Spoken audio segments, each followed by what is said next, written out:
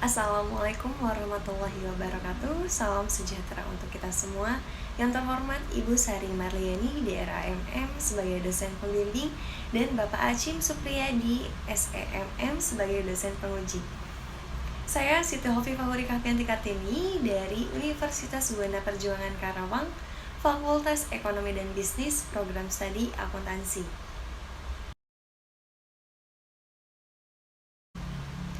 Saya akan menyampaikan hasil kerja praktik yang berjudul Sistem Akuntansi dan Prosedur Penggajian pada PT ICI Industries Indonesia. Yang pertama ada latar belakang. PT ICI Industries Indonesia adalah perusahaan swasta yang bergerak di bidang otomotif yang berada di kawasan Industrial International City atau KIIC Karawang, yang menghasilkan banyak produk dengan biaya yang kompetitif berdasarkan pada peningkatan kualitas dan produktivitas dengan cara menjadikan teknologi processing untuk tandem tipe press, progresif tipe press, welding assembly proses, baik dari tahap pengembangan produk hingga terbentuknya produk, yang berpusat pada processing untuk manufaktur alat rangka mobil.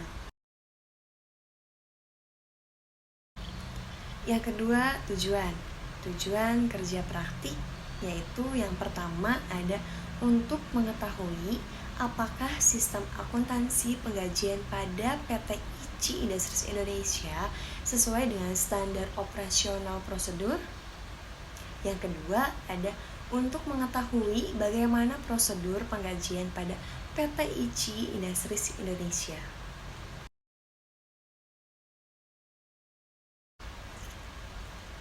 Selanjutnya, sejarah perusahaan. PT ICI Industries Indonesia berdiri pada tanggal 1 April 2017, merupakan anak perusahaan dari ICI Industries Co. Ltd. Japan yang dipimpin oleh Hideki Igawa yang memiliki 160 orang karyawan, berdiri pada tanggal 1 Mei 1970 di Okayama, Jepang. Selain di Indonesia dan di Jepang, PT ICI memiliki anak perusahaan di Cina yang bernama ICI Auto Parts Danyang Co. Ltd. berdiri pada tanggal 1 Februari 2013 di Danyang City dengan jumlah karyawan 115 orang dan dipimpin oleh Hiroyuki Ogo. Selanjutnya masuk ke tinjauan teori. Yang pertama akan dijelaskan perbedaan sistem akuntansi dengan sistem informasi akuntansi. Terlebih dahulu, saya akan menjelaskan sistem akuntansi. Di sini ada 3 poin. Yang pertama, menggunakan pendekatan organisasi dokumen berikut arus informasinya. Sehingga sistem ini disebut sebagai sistem akuntansi manual, di mana pengolahan data sebagian besar berintikan kepada perangkat manusia dan mungkin dibantu oleh mesin. Yang kedua, dalam pengolahan data untuk menghasilkan informasi lebih menekankan kepada prosedur secara visual, dibantu oleh kertas kerja berupa dokumen-dokumen. Yang ketiga, terdapat kelemahan yang mendasar, yakni faktor manusia. Bisa jadi curang dalam pencatatan, melakukan penyesuaian laporan keuangan sesuai dengan kebutuhan, atau hal lain sebagainya. Lalu saya akan menjelaskan sistem informasi akuntansi. Di sini sama ada 3 poin, memakai pendekatan aspek manajerial dan mencegah masalah di mana pengolahan data dilakukan melalui perangkat mesin, khususnya komputer. Yang kedua, keseluruhan prosedur sudah dirangkum dalam program-program sehingga tidak menitik beratkan pada prosedur visual dan dokumen. Yang ketiga, kelemahan pada sistem akuntansi relatif bisa diatasi sebab faktor manusia tidak berperan besar dalam proses pengolahan data. Materi selanjutnya adalah penggajian. Gaji adalah salah satu hal yang paling penting bagi setiap karyawan yang bekerja di suatu perusahaan. Karena dengan gaji yang diperoleh, seseorang dapat memenuhi kebutuhan hidupnya. Selanjutnya tujuan penggajian, yaitu ada 8. Yang pertama, ikatan kerjasama, merupakan ikatan formal antara perusahaan dengan karyawan. Yang kedua, kepuasan bekerja, kepuasan yang didapat oleh karyawan dari hasil bekerja. Yang ketiga, pengadaan efektif. Jika program gaji yang ditetapkan cukup besar, maka pengadaan karyawan yang berkualitas untuk perusahaan akan lebih mudah. Yang keempat, ada motivasi, merupakan upaya manajer memberi semangat bekerja. Selanjutnya, stabilitas karyawan, untuk menjaga kestabilan kerja karyawan. Dan yang selanjutnya ada disiplin. Dengan pemberian balas jasa yang cukup besar, maka disiplin karyawan semakin baik. Dan yang ketujuh ada pengaruh serikat buruh.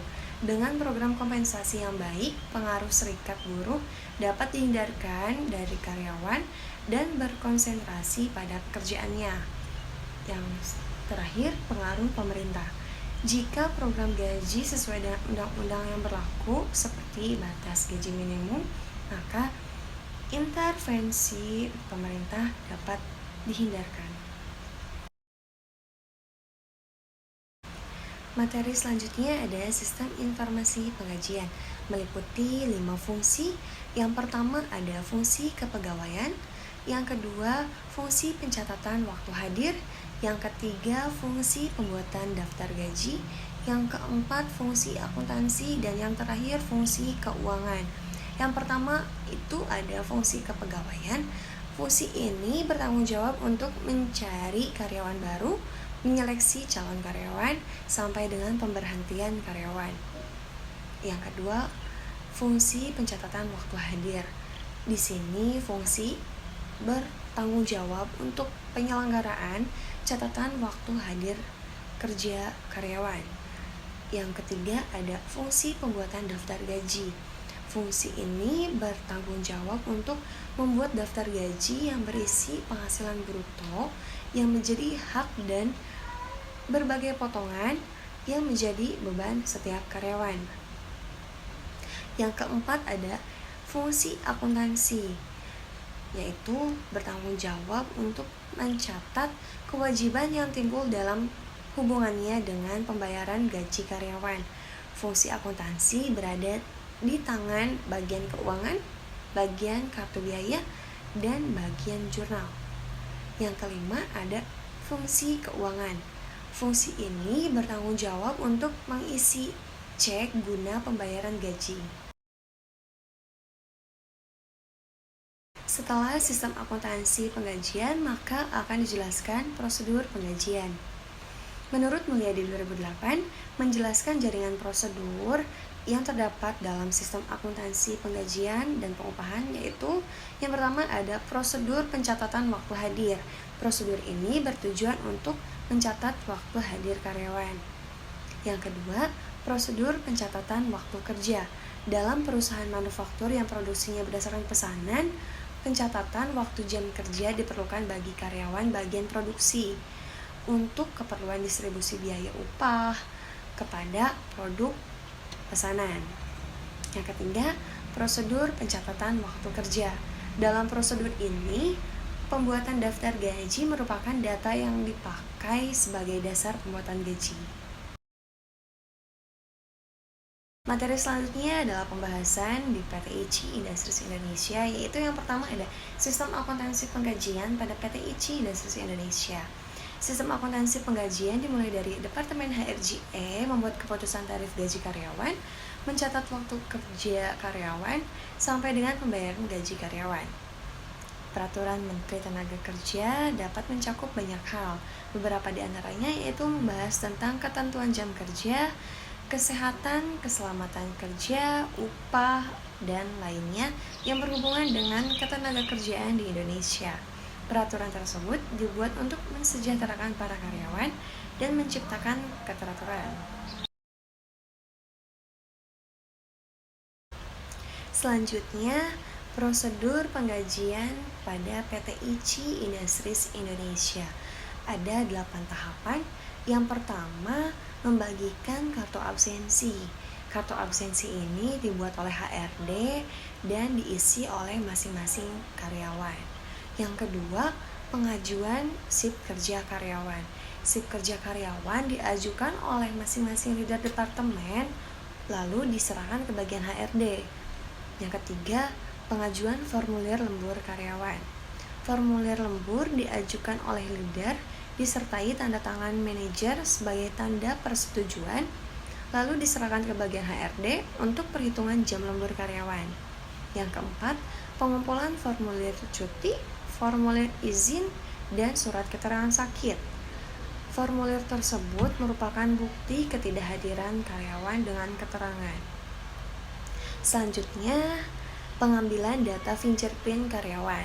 Fingerprint karyawan diambil dari server yang disimpan khusus oleh bagian IT. Fingerprint merupakan dasar utama perhitungan gaji. Selanjutnya, rekapitulasi absensi karyawan. Jika absensi karyawan sudah terkumpul dalam 1 bulan, maka pihak HRD akan melakukan rekapitulasi ketidakhadiran karyawan, jumlah hari kerja, jumlah keterlambatan, serta jumlah jam lembur karyawan. Yang ketujuh ada perhitungan gaji karyawan.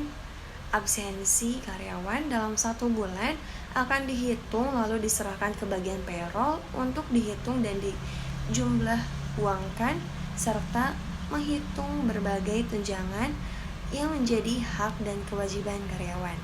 Dan yang terakhir, pengumpulan kartu absensi. Kartu absensi yang sudah diisi selama 1 bulan oleh masing-masing karyawan, maka akan diserahkan kembali ke bagian HRD. Selanjutnya, dasar penggajian karyawan PT ICI Industries Indonesia, yaitu ada 9 dasar. Yang pertama ada kartu absensi karyawan, yang kedua formulir SIP kerja karyawan, yang ketiga formulir lembur karyawan, keempat formulir cuti kerja karyawan, kelima formulir izin kerja karyawan, keenam surat keterangan sakit, ketujuh fingerprint karyawan, yang kedelapan tunjangan hak karyawan, dan yang kesembilan yaitu terakhir kewajiban karyawan. Lalu materi selanjutnya ada rekapitulasi absensi karyawan PT ICI Industries Indonesia. Rekapitulasi absensi itu ada di setiap akhir bulan. HRD melakukan rekapitulasi absensi dari fingerprint, jam lembur, formulir SIP kerja, dan surat atau formulir ketidakhadiran karyawan. Lalu pembahasan terakhir ada masalah dan solusi penggajian. Terjadi setiap di akhir bulan, yaitu komplainan dari karyawan perihal kurang jam lembur kerja. Contoh, pada bulan Desember, karyawan memiliki jam lembur 25 jam di absensi manual yang dicatat oleh masing-masing karyawan. Sedangkan jumlah jam lembur berdasarkan formulir lembur yaitu total 23 jam, maka ada selisih 2 jam yang disebabkan oleh leader tidak mengupdate formulir pada saat karyawan tersebut lembur dari schedule yang sudah diterima oleh HRD. Lalu ada solusi dari masalah penggajian, yaitu dari permasalahan yang telah terjadi berulang kali, maka dibuat prosedur baru bahwa setiap minggu HRD akan menerapkan hasil absensi 1 minggu periode sebelumnya agar meminimalisir selisih atau masalah yang terjadi di bulan sebelumnya. Dari tinjauan teori hingga pembahasan, maka dapat disimpulkan prosedur dan sistem akuntansi penggajian pada PT ICI Industries Indonesia. Yang pertama, pelaksanaan prosedur penggajian di PT ICI Industries Indonesia telah sesuai dengan ketentuan yang ada di ICI Global atau induk perusahaan. Yang kedua, sistem penggajian yang digunakan di PT ICI Industries Indonesia adalah sistem gaji atau upah bulanan, yaitu upah dalam 30 hari dan dilakukan perhitungan secara manual. Yang ketiga, karena masih menggunakan sistem manual, sering terjadi ketidaksesuaian antara absensi manual yang diisi oleh karyawan dan absensi yang dihitung oleh HRD. Lalu yang terakhir ada saran. Selama melakukan kegiatan kerja praktik di PT ICI Industries Indonesia, saya memberikan saran untuk perusahaan sebagai berikut. Ada 2 poin. Yang pertama, dengan mencakup banyaknya karyawan yang dimiliki PT ICI Industries Indonesia, sebaiknya menerapkan sistem komputerisasi atau yang berbasis web untuk menunjang segala kegiatan agar lebih efektif dan terlihat lebih modern. Yang kedua, perlu adanya suatu aplikasi absensi untuk memudahkan proses penggajian, perhitungan jumlah jam kerja, perhitungan jam lembur, dan perubahan shift kerja, dan agar memudahkan kinerja HRD. Demikian penyampaian dari hasil kerja praktik dengan judul Sistem Akuntansi dan Prosedur Penggajian PT ICI Industries Indonesia. Semoga bermanfaat untuk kita semua. Saya Siti Hovifa Kapianti Kartini. Salam sejahtera. Terima kasih. Wassalamualaikum warahmatullahi wabarakatuh.